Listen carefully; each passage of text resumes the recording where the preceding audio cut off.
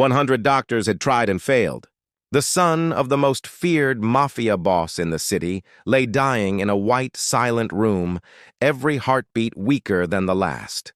Then, from the corner of that hospital floor, a cleaning cart squeaked.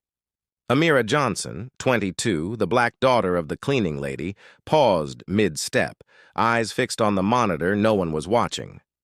The numbers told a story the doctors had missed. Her hands trembled, not from fear, but from knowing too much. She should not speak. She had no right to. But what if she stayed silent and then the boy died?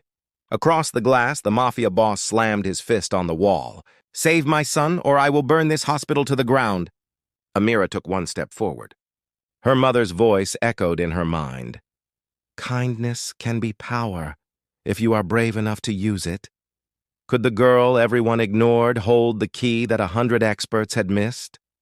The night shift at St. Vincent's private hospital always felt longer than the day. The halls hummed with the steady rhythm of machines, beeps, drips, whispers, life holding on by threads. The smell of antiseptic mixed with coffee gone cold. Fluorescent lights washed everything in pale white, leaving no room for dreams. Amira Johnson, 22, pushed her cleaning cart down the corridor, its wheels squeaking in the silence. Her reflection followed her in the polished floor. Neat braid, round glasses, the same tired uniform her mother once wore. But beneath it, her mind burned with questions that textbooks could barely answer. Every night, after wiping down glass doors and empty beds, she stopped by the staff library. A worn stethoscope hung from her pocket, one she had found in a trash bin years ago.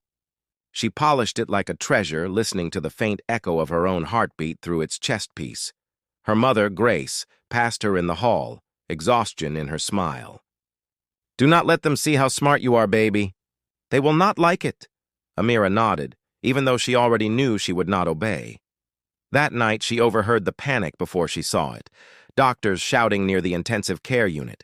A convoy of black cars had pulled up outside. The son of Marco D'Angelo, the most feared man in the city, had collapsed during dinner. Amira stepped closer to the glass, drawn by curiosity and instinct. Inside, the boy's monitors flashed erratic numbers. One doctor yelled for another injection. Another said it was hopeless. Her eyes caught a small detail no one noticed, the pale blue tint under the boy's fingernails. It was not hopeless. It was misdiagnosed.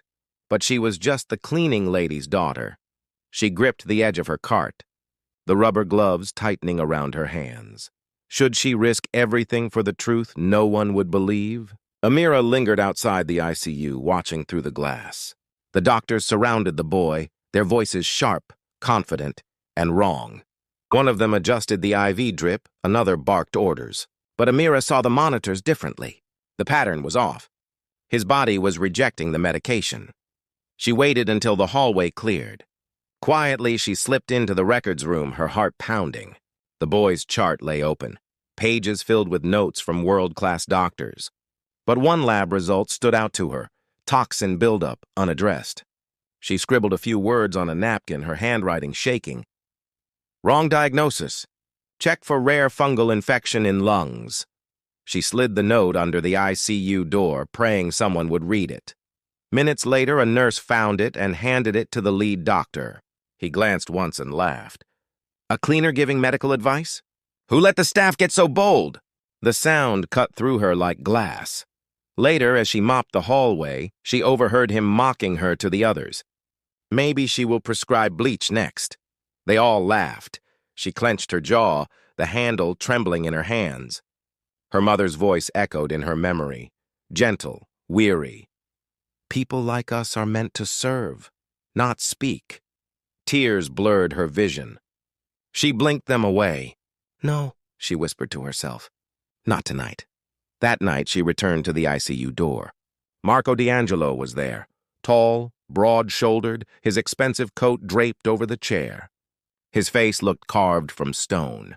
His eyes wild with fear. She hesitated, then spoke softly. "Sir, I think I know what is happening to your son." He turned slowly. "You?" His voice dripped disbelief. "A cleaner?" Amira nodded. Yes, but I have seen this before. The medicine they are giving him is killing him faster. The air in the hallway went still. Even his guards glanced at each other. He stepped closer, towering over her. And what do you know about medicine? She looked him in the eye. Enough to save your son. If you let me. If it were you, would you say something or keep quiet? For a long moment, Marco said nothing. Then he held up the napkin she had written earlier. Was this you? She nodded. He stared at her, unreadable, then said coldly, If you are wrong, I will bury this hospital with you in it. Her breath caught, but she did not back down. Then I better be right, she said quietly. Behind them, a machine beeped in warning. The boy's pulse faltered again. Marco's eyes flashed with panic, and for the first time, trust. Do it, he said. Whatever it is you think you can do.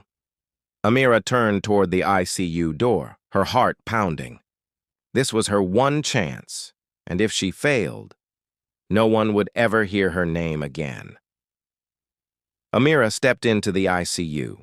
The air was heavy, the hum of machines deep like a heartbeat. Every doctor had already given up, but the boy still fought for breath. She rolled up her sleeves and approached the bedside. I need saline, oxygen flow reduced, and a clean syringe, she said softly. The nurse hesitated, but one look from Marco D'Angelo made her obey. Amira leaned closer to the boy. You are going to be okay, she whispered, steady but trembling inside. Her eyes scanned the monitor, the same pattern she had noticed before. She adjusted the line, drew a small sample, and flushed the IV. The minutes stretched. The doctors watched in disbelief.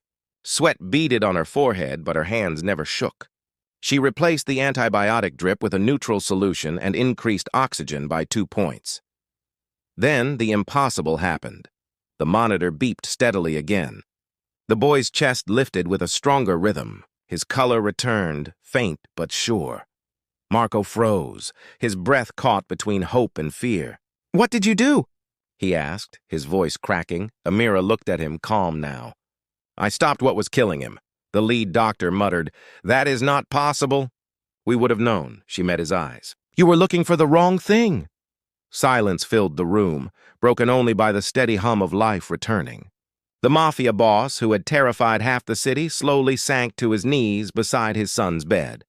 For the first time, tears fell down his face. He reached for Amira's hand, but she stepped back slightly, wiping the oil and sweat from her palm. You do not owe me anything, she said softly. You just need to remember this. Sometimes the people you overlook are the ones who save you.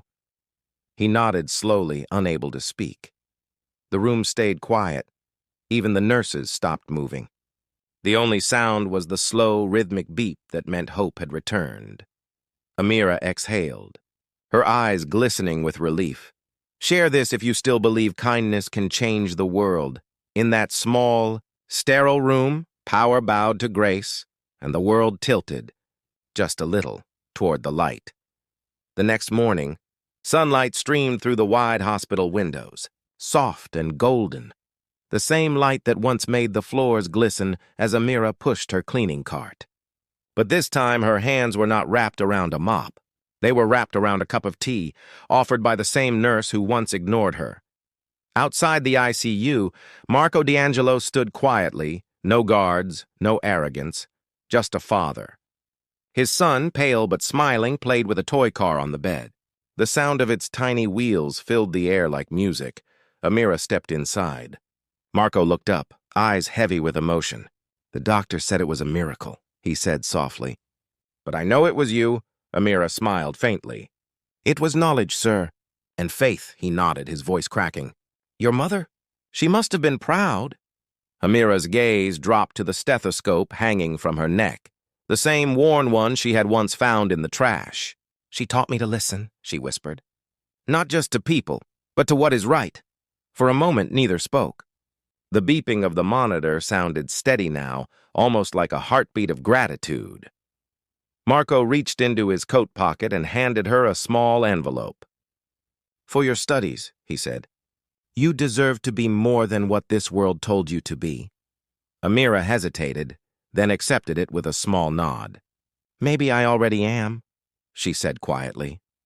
As she walked out, the sunlight caught the silver rim of her glasses, just as it once caught the reflection of her cleaning cart. The hallway no longer smelled of antiseptic, only of warmth, coffee, and second chances.